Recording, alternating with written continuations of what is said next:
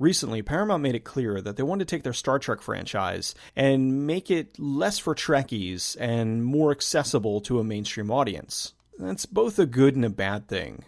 On one hand, you can take something and make it more accessible while also not alienating your core audience. That's what they did with the reboot of Star Trek. It was an alternate timeline, and I dug that. I thought that it was a cool way of being able to take this, reboot it, and make it something stand out by itself. I would have preferred them to come up with a whole new cast and kind of continue from there, but for what they did, I thought they did it well. Into Darkness was a mixed bag. I know it was kind of 50-50. There were a lot of people who loved it, a lot of people that hated it. I thought that it had a lot of promise, but they didn't really need to rehash Wrath of Khan. When you got a movie like Wrath of Khan that is just one of those legendary movies, I think that taking a risk and doing the sort of remake of it wasn't really the best idea.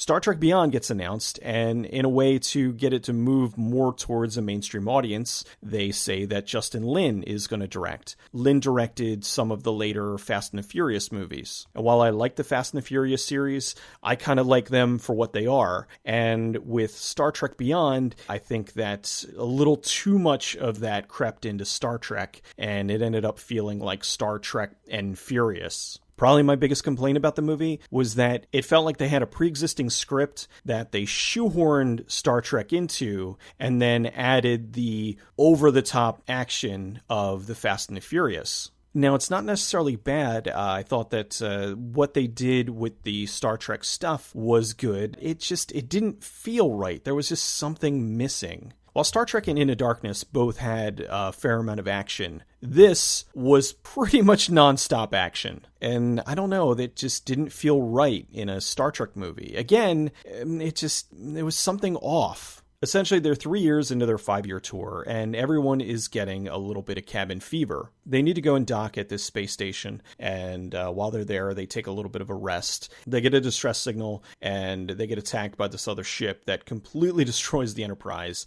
and makes them crash on this planet, and now they have to survive on the planet and figure out a way to stop the evil ship that's going to go do something terrible. As with the other films, I like the interaction between the new crew. They do a really good job of keeping that feel of the old characters. They're really mimicking them well. I like Jayla. She was the black and white faced girl who helps them to get off the planet, and she was really cool. I hope that they continue with her character. They bring her back for the next one. Idris Elba was a good villain. I liked him a lot.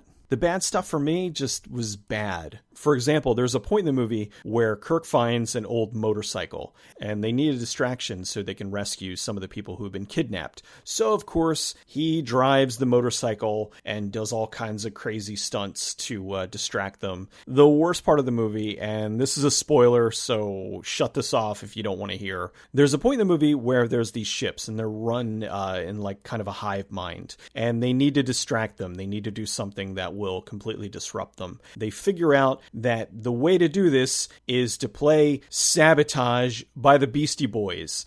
There's a little bit more to it than that, but even still, it gave me an ugh moment. As soon as they mentioned it, they're like, well, what are we going to do? How are we going to distract these things? And they're like, well, radio waves. And it was like, I've got just the thing. And do sabotage. Oh, blech. Oh, it was terrible. I did like that they incorporated Leonard Nimoy's death into the movie. They actually gave a really nice send out to him and to his character of Spock. And also at the end, they did do a tribute for him and for Anton Yelchin. So it was very nice that they put tributes for both of them in there. Star Trek Beyond has me on the fence. As an action sci-fi movie, it was good. As a Star Trek movie, I didn't think it was very good. So that's where I'm torn. I didn't dislike it as a movie, but I really just felt that it didn't have that magic that Star Trek has. So if you like the reboots of Star Trek, but you're not really a big Trekkie or Trekker, you'll probably enjoy this one the most. For me personally, like I said, I think that it's a good action sci-fi movie, but it's not a particularly good Star Trek movie. It's not bad, but it's not Trek.